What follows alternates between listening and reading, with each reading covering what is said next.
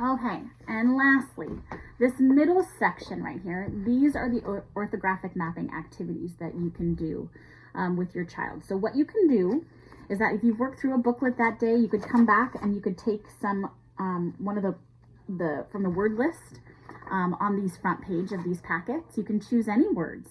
It's good to practice with any of them. And so if you look at this front page, it has a complete explanation of how to use these different work mats. And so the first one you're going to see is an alphabet arc, and then we have kind of Elkonin boxes, which are sound box mats, and then we have word ladders. So for example, I put them in sheet protectors for you so that you could use a whiteboard pen and you could just keep using this. And so you could say, for example, I want, please write the word mail, for example. I went to the mailbox and took out the mail. And so what you do is you have the student say this each sound that they hear. A-O. A-O. Okay, so how many sounds is that? That's 3. So you're going to be using 3 boxes. So it has the alphabet up here so that they can look up and they can see, okay, that first sound, So they can look up and see and help them remember. And that would be an M. Forgive me for writing upside down. And then the next sound that they hear, A. Now, this is kind of a tricky one, right? Because it has an irregular spelling pattern. So that could be something that they were working on, and they would go A. Now, normally it would be an A and then an L-E, right? With a long spelling pattern. But in this case, it's an A and an I. A. And then what's the last sound?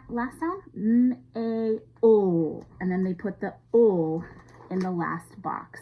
Now, we like to teach heart words, which if it's a tricky spelling, you can put a little heart above that to help the student remember. That doesn't look very much like a heart, but help the student remember that that is the irregular pattern, or that's the part that we need to know by heart. So, and we know that so many of our high frequency words are decodable, right? They don't have a weird spelling pattern or an irregular spelling pattern, but some of them do. And those are the ones that we have to know by heart, and these types of activities really help them to do that. So the next one on the sound box mat, I'll show you one that is not an irregular spelling, like even the word as simple as can, for example. K-a-n, k-a-n.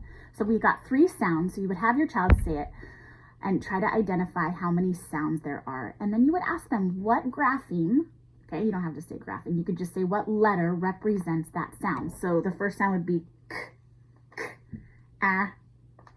a, and then n.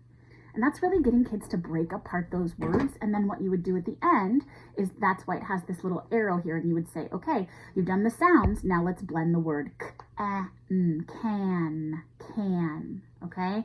And so you can do it for larger words. And so we've got quite a few boxes here if you need to do those. But that's a really good activity that you can just kind of pull from and be like, okay, we're going to do some word work today.